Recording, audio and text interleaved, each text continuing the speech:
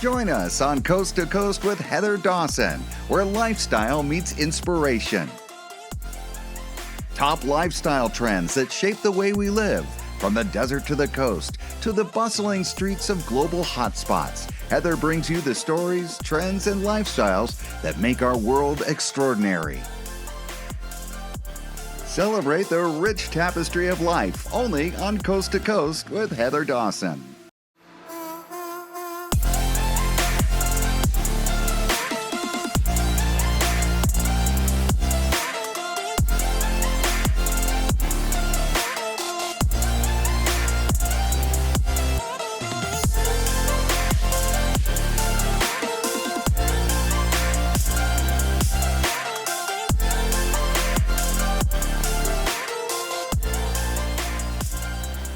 Hi everybody, I'm Heather Dawson. Well, this week we're mixing it up in honor of Halloween. So let's start off the show with a look at some of the most haunted spots throughout California. Petaluma. Whether you believe in ghosts or not, science may be getting close to proving the physical existence of the human soul. The Institute of Noetic Sciences has found that the weight of a human soul leaving the body upon death registers at less than a gram. Anaheim. Well, many people don't know that the happiest place on earth is also rumored to be one of the most haunted. You might see a ghostly spirit on Space Mountain, a shop on Main Street, and Tom Sawyer's Island. San Francisco Golden Gate Park is allegedly home to the Lady of Stowe Lake, a ghost that's reportedly been caught on camera. San Francisco is also home to haunted hotspots, the Queen Anne Hotel and Alcatraz Island. San Jose, no discussion of haunted houses is complete without mentioning the Winchester Mystery House, the sprawling mansion filled with spirits and made up of more than 160 rooms, many of them built in an effort to protect the homeowner from the ghosts living there.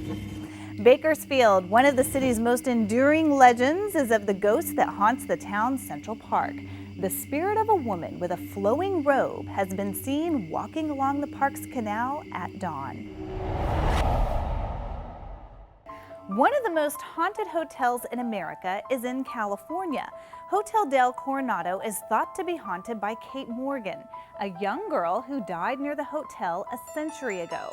Paranormal investigators detected more than 37 readings in her alleged guest room in a single day. David Wiley uncovers the mysteries surrounding this story. When most people plan a trip to San Diego, they have beaches, palm trees, and warm weather on the itinerary. But for something a little darker, the city also has a history rich in ghostly visitations and spooky haunts if you know where to look. We may never know the exact details of Kate Morgan's death, but the numerous reports of her ghost make sure that her legend never dies. From Coronado, I'm David Wiley.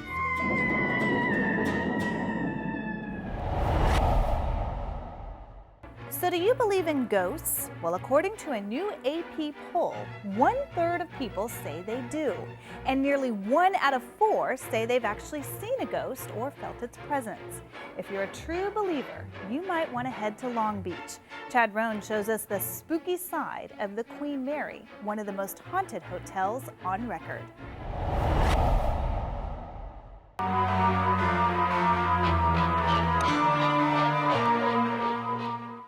So, besides the historic beauty, the great size of the Queen Mary, along with the authenticity of the Russian sub, there's something else that drives a tourist here that may be a little, well, creepy. We have our ghost tours. We have Ghost Encounters tour. Whoa, wait, back the 81,237-ton ship up here. I'm pretty sure you just said something about ghosts.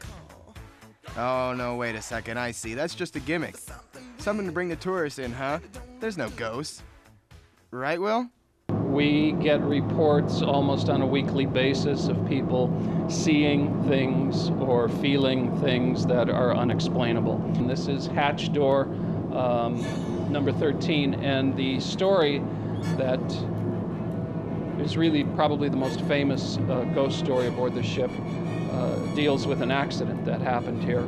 In 1966, there was a young fireman/engineer working down here during the night. The ship was approaching the coast of England. It was about 4 o'clock in the morning, and the captain from the bridge ordered that all the watertight doors be closed because they were hitting a patch of fog. And these watertight doors could close with 700 pounds of hydraulic pressure in a matter of seconds. They would slam shut. Well, about 5 after 4, the bridge noticed that door number 13 was not closed correctly, and they came down and they found the young man caught in the door. There have been sightings of a young man in overalls with a beard, which matched the description of this young man. Down here in the engine room, sometimes he has even been seen on the stairwells of the hotel. This is the first-class swimming pool, and according to paranormal researchers who have been aboard the ship, this is probably the hot spot for paranormal activity. The reason being, they claim that at the aft end of the pool, right underneath where we're standing here, there were 18 dressing boxes, the dressing rooms. And they claim that in those dressing boxes there is a vortex. And a vortex is a spiraling space of energy that allows spirit to move from one dimension to the other. And they claim that this is why there's so much activity here aboard the ship, is because of this vortex. A little girl, probably about 8 or 9, loves to be mischievous. We hear her giggling behind the pillars. We have even had people send us pictures that they have taken here in the pool, and from behind the pillar you will see the little girl's blonde head sticking out, peeking at all the people that are here visiting. So I suppose it can be a spooky place, yeah. So whether you want to take a dip in the first-class swimming pool or take a stroll through the engine room, you are bound to run into something that may make you scream.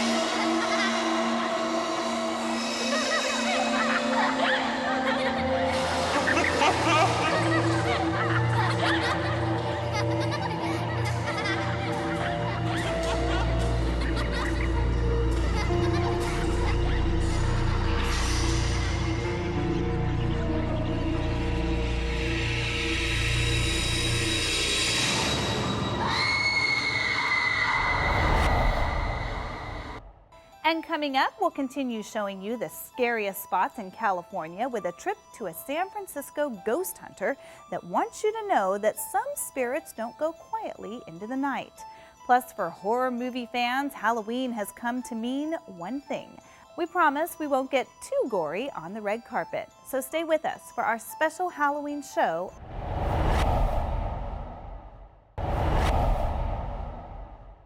Well, a chill is in the air in the city by the bay. Some of San Francisco's most notorious ghosts are still haunting the halls of hotels around the Bay Area. Monique Soltani introduces us to one of San Francisco's top ghost hunters who wants to prove that some spirits are still very much alive.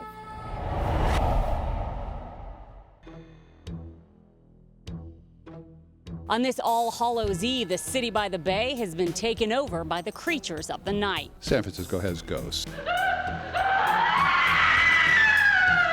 You could stand looking out on San Francisco Bay and see a number of haunted places. The hunt is on this Halloween to find the ghosts and the ghouls. The first stop, the Queen Anne Hotel. The ghost here has been haunting for over 100 years. It was opened as a girls' school in 1891. Miss Mary Lake still haunts this place, and she looks after the hotel guests. She will tuck them in, she'll stroke their hair, she'll rub their arms and give them comfort, which is pretty strange for a ghost, but it's a very safe and intriguing way for people to experience a ghost. Up in room 401, which was Mary Lake's former office, there are a number of accounts of people staying in that room and having the blankets tucked in around them. All kinds of things have happened here. People have seen the ghosts. There have been 10 reports, 10 people I've interviewed who saw a full-body apparition of Mary Lake. The family stayed here because their 9-year-old daughter, had a brain tumor, and they were going to UCSF hospital to get her checked out. And the ghost of Mary Lake showed up and told Mom, the little girl's going to be just fine. They went over to the hospital to get the girl checked out.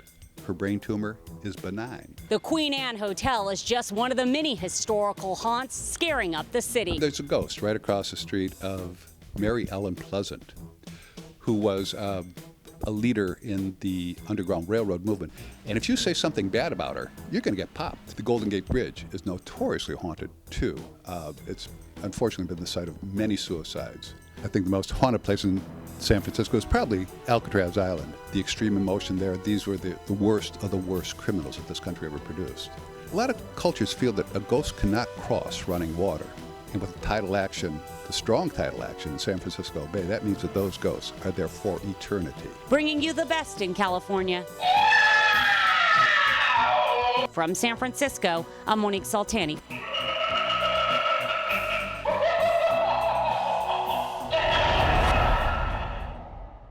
Halloween is followed by the Day of the Dead. California families of Mexican heritage embrace November 2nd as a day of celebration. Jim Ness reports on an ancient tradition that's becoming more popular every year. El Dia de los Muertos is not meant to frighten, but to remember and talk about the past lives of those who enrich the living. Here at Evergreen Cemetery, families gather at the grave sites of loved ones. Music and favorite foods are shared.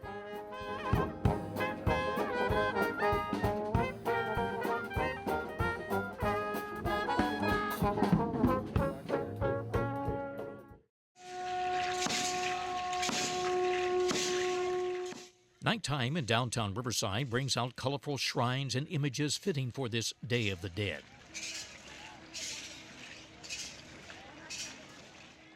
Cosme Corva, a local artist, organizes each event. From the first year we did it, we had about 800 people attend. To this last year, we had anywhere from 2,000 to 4,000 people attend. So it's pretty amazing, and the energy in the street and people talking about it and people pointing in different directions, pointing out altars, pointing at the Aztec dancers and the artists out there and the music. Vicky Medina has her restaurant appropriately outfitted. My uncle, he's doing some paintings. This is a collection. We have like 30 paintings already. And he's painting the way he can express the Day of the Dead. And that day is so special to remember them, thinking of them. That day you feel they are here with you. Children have put aside their Halloween trick-or-treat bags. Paying homage to death is a spiritual rebirth. Mexican families reconnecting as they see it through the eyes of the soul. Bringing you the best of California from Riverside, I'm Jim Ness.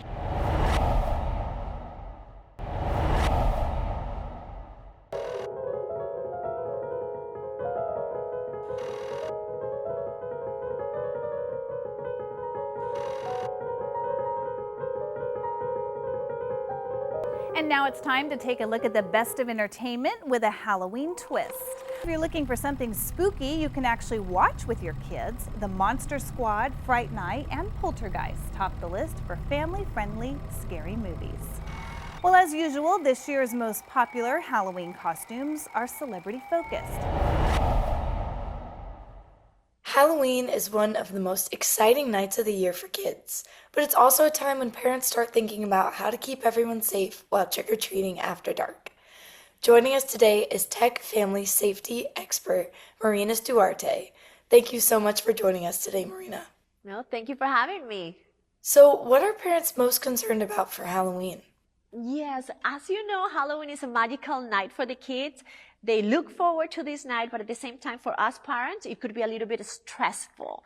Most of our concerns are about getting dark, concerns about traffic, kids running ahead, or not being able to reach them quickly. And that's why I love how Verizon has created tools to help parents navigate some of these challenges we face when parenting in the digital world, specifically the Verizon Family app that is designated to help families stay connected and safe. I am a fan of the location sharing feature because it let us monitor kids' location on a map, which is perfect to give them independence because we're not calling them and texting them all the time. Are there any other ways to make trick-or-treating safer or stay connected? Yes, let's start with the basic. Make sure that your kids don't go trick-or-treating by themselves. They do live in groups. They wear reflective clothing. They carry flashlights. And also, you can add a little extra digital safety layer with the Safe Walk with SOS feature in the Verizon Family app. And how can caregivers stay close while still giving kids independence? Yes, it depending on the age, but Verizon has many tools that help kids feel independent, especially when they're little. When they're between 6 to 11 years old, a Gizmo watch is ideal for them because they have only up to 20 contacts pre-established by the parents, also a safe zone. And if they leave that safe zone, it will send us an alert. It has extended lifetime battery. It has a camera as well. Well, thank you so much for this information. Where can we go to find out more? Yes, you can go to verizon.com/family. Thank you so much. I'm Evelyn with Coast to Coast. Thank you for joining us today. Thank you for having me. Happy Halloween. Take a look at this table full of treats. They are being cooked up for Halloween time here at the Disneyland Resort. And here to tell us all about them is Chef Christina Audra. Christina, what do you have this year? Well, we have some very tasty treats. We have some pumpkin pie that you can get almost anywhere in the park. It's really, really good. We have pumpkin twist that we're actually making today with you. Okay, we'll get to that in a minute. Yes. We have some Mickey Vamp cookies and then the coffin cake, and that's at the French Market.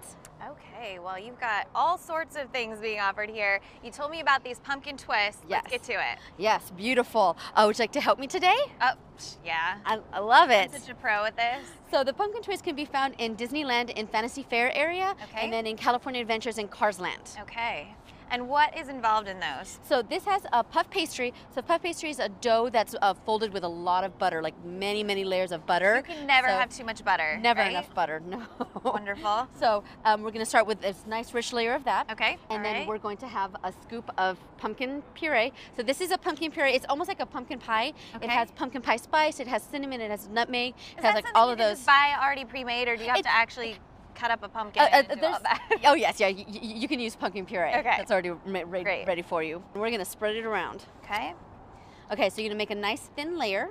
You don't want too much because it does seem like you may not have enough, but just add as much as you need once you start spreading. Better to have. Yeah, but better to have a little less because it will, once you're baking it will come unraveled if you don't if you put too much. Okay. All right, want so a hint of pumpkin. Yeah, exactly. Okay. So you're gonna spread it all over. Okay. And then, of course, through the magic of Disney. Yes. We have some twist for you. Oh, I get it. Okay. Yes. So these are cut at a Perfectly 1.5 inch. Beautifully, aren't That's they? such a good so job. you're gonna cut them just 1.5, and then put them back in the refrigerator. You just want them nice and cold. Okay. And now we're gonna twist. You ready? Yeah, I'm ready. All right. You're gonna put your hand underneath.